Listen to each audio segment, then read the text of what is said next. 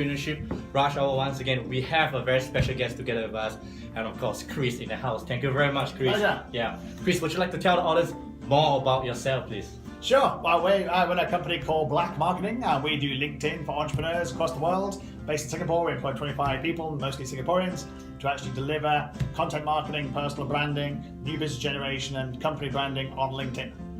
You guys got it? Right. So that was a really good pitch. They're really good. What's your personal take on this startup fever that's going on hot in particularly Singapore? A lot of them shouldn't be existing. There's too many startups. Haven't got any too money. many stuff, yeah. Too many haven't got too much money, and there's too many grants coming in from the government to basically subsidise startups which basically shouldn't exist. What's your take on that? In normal circumstances, yes. I'd say it's places like Hong Kong and Australia, yes, but I don't think in Singapore because the Singapore government gives so much money. A lot of money. To startups. There's a great article in the Financial Times just 2 weeks ago said that startups in Singapore actually last longer than anywhere else because they just basically, they don't die, they die quickly. They don't die quickly, they die slowly because they basically have so much money from the government to support them when actually in other places they would have died and they would then have to reiterate and they have to come back to life as some other massive nation. But the trouble is that in Singapore they just think, oh no, I've got some more money, I can last another 6 months. Correct. And the thing is, if your business model is screwed, giving you more money for another 6 months just to prove your business model is screwed again doesn't really help anybody. You should basically close it down, restart it and do something else. If it's failed, it's failed. Do something else, do something else, do something else. Use that money to do a different startup. Don't just flog a dead horse. If there's no money coming in, there's no clients coming in, there's no traction coming in, don't do it. Do something else instead. You definitely have a lot of feelings onto that. It's supposed to be a good thing though, because Singapore is considered one of the better advanced ecosystem for startup to thrive. But it turns out to be it's a problem right now because it gives a lot of people the dreamy factor about, oh, I can continue, like what you mentioned. But also, plus, I mean, entrepreneurs in Singapore have the benefit of living at home with their parents. You know, they're still living at home with their parents in their mid-30s, a lot of them, whereas someone like myself don't. So expat entrepreneurs are actually taking more risk. I come over here, if I lose my funding, if I lose, all my clients in Black Marketing, I can't go back to my parents and say I'd like to sleep in the spare room because it's too comfortable in the UK. Whereas I'm in Singapore, just like I moved out when I was 20 years old from Newcastle to London in the UK, and then basically if I didn't get a job, I was basically on homeless. We all know about your story. You have to be out there and do it. You have to take some risk. Also, I mean, the Singaporean entrepreneurs are known to be kind of more risk averse. Correct. They're not really going out there and breaking the bottle, which is why you don't have many success stories here. There's lots of people trying to do things, but not necessarily thinking about, is there a need for this? So you're saying that a lot of the locals here are not burning their bridges behind and maybe too comfortable? Yeah. Could that be that lead to the reason why we have not seen a category king or a unicorn? No unicorn here, correct? Yeah. Even people like Grab, they're basically burning money left, right, and centre. There's basically lots of people just burning money left, right, and centre. It's easy to burn money left, right, and centre and lose money and lose money and lose money. I'm not going to do that. If I give you $1 billion, correct. Give me $1 billion, I can lose that. That's great. I can get next 10 years, fantastic. Give me $1 billion. But Grab but Grab is a very tricky thing. Like, don't mind me saying, actually Grab it's a Malaysia startup. Yeah, that's just that they are based in Singapore. And Singapore, we like to take that as a reference. Oh yeah, Grab is local, so closest to being precisely. There isn't unicorn, because there isn't any others, is there? It's like Edward Safrarin's here. He's got his $1 billion trying to invest, and even here he can't find any unicorns, can he? He's done a unicorn, so he's the ultimate unicorn, hasn't he? It's difficult. From your opinion, do you think there's a chance for Singapore to have our very own? Of course, because the amount of people trying. It's wonderful the amount of people trying, and the government clearly get it, and local entrepreneurs get it, and VCs get it. So without a shadow of doubt, there's got to be a time when people actually do strike rich. It's just a matter of kind of like just getting the right ideas. Lots of ideas here. Who are, when we met at the Yes Forum, lots of people with some great ideas that just like you look at them and you go, that's lots of people with really, really bad ideas. And you look at it and go, why did you think of that? There's no market there whatsoever. And basically, they haven't really thought through the market, the competition, where they're going to get money from. They just think, oh yeah, we'll be like another Twitter, we'll lose billions of dollars, or Snapchat, we'll lose billions of dollars, and then we'll float on the fucking stock exchange. It's just not going to happen in a million years. You actually have to make money. And I funded it myself. You fund it through organic sales, then you fund it, keep on funding it, and that's the way you ultimately take the risk, is you basically manage your growth. You don't grow too fast. You go, yes, I must have 1,000 engineers. And you go, why do you need 1,000 engineers? You've only got like 10 customers. You have to manage your growth, and that's a lot of Singaporeans make a mistake. A lot of entrepreneurs in general make a mistake, not just Singaporeans. In general, come across this in Hong Kong and Australia as well. Go, yes, we're going to employ 1,000 people.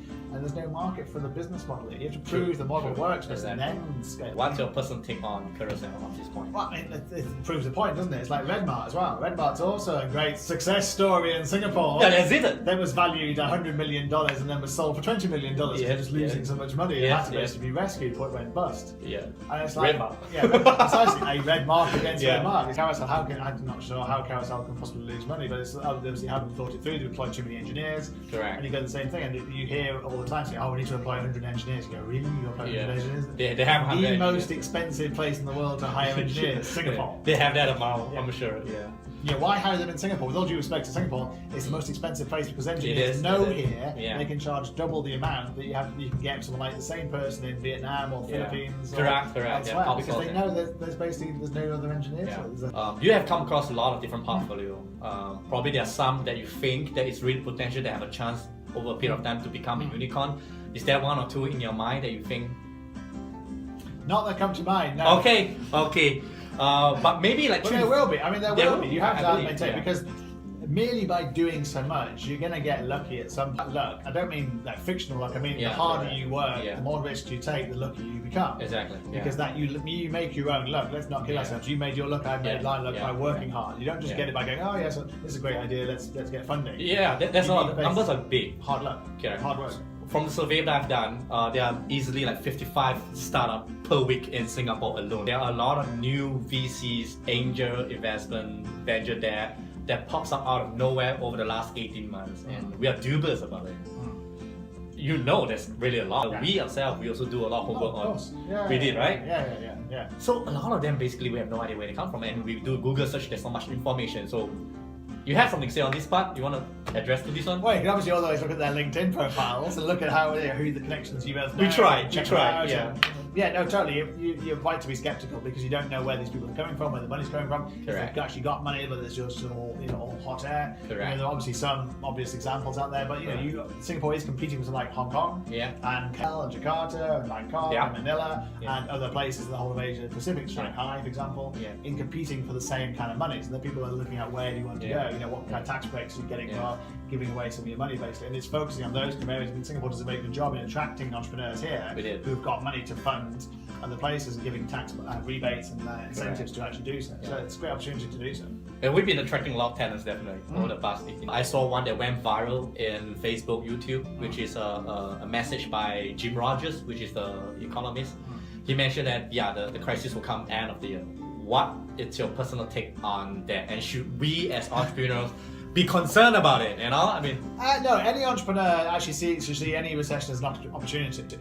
So if you do something that is actually cleverer, nimbler, nicher than somebody else, you can actually thrive. Some of the best businesses in the world have gone through recessions tougher, better than anything else. And now I wouldn't worry about what might happen. You can never worry about what might happen. We are not worried about it. You can focus on today, focus on delivering today, focus on getting a good business today, focus on your market today, make sure there's a revenue stream today, and basically invest in yourself, invest in your infrastructure, invest in your brand as well, your personal brand and your company brand, because that will then weather any particular. Saying there's a recession coming to Singapore for the last 3 or 4 years, and it hasn't come. There's a depression coming. We've been hearing that. It's like, and still China's economy is growing by 7%. Still Vietnam's economy is growing by 6%. Still Myanmar, when I was last week, that's right. Their economy is going up by 7%, and Singapore is investing billions into Myanmar. And they're doing it for a reason, because Myanmar is thriving, and Vietnam is thriving, and places like places that are linked to Singapore, are part of ASEAN, are thriving. So it's like, there's not going to be that recession when the whole of Asia is basically where we all should be targeted, because we're in lovely Singapore, which is central to the whole of Asia Pacific.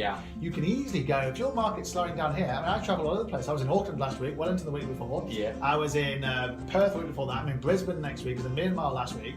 You travel around because everything's near. You've got the best airport in the world in Changi Airport. You can travel anywhere. You've seen a lot. Planes everywhere. So don't say I can't find any clients in Singapore. It's like, well, okay, go to KL, go to Jakarta, go to bloody Bali, go there. It's like so many places you can go. Seriously, if you have a good business model, you can survive anywhere. If you're thriving, yes, you have to take a risk. Yeah, yes, you have to leave your mother's bedroom. Yes, you have to put some money in and actually say, I'm going to go and live in Ho Chi Minh. And it's going to cost me a tenth of the cost of living in Singapore, but I'm going to take a risk and see if the market's over there.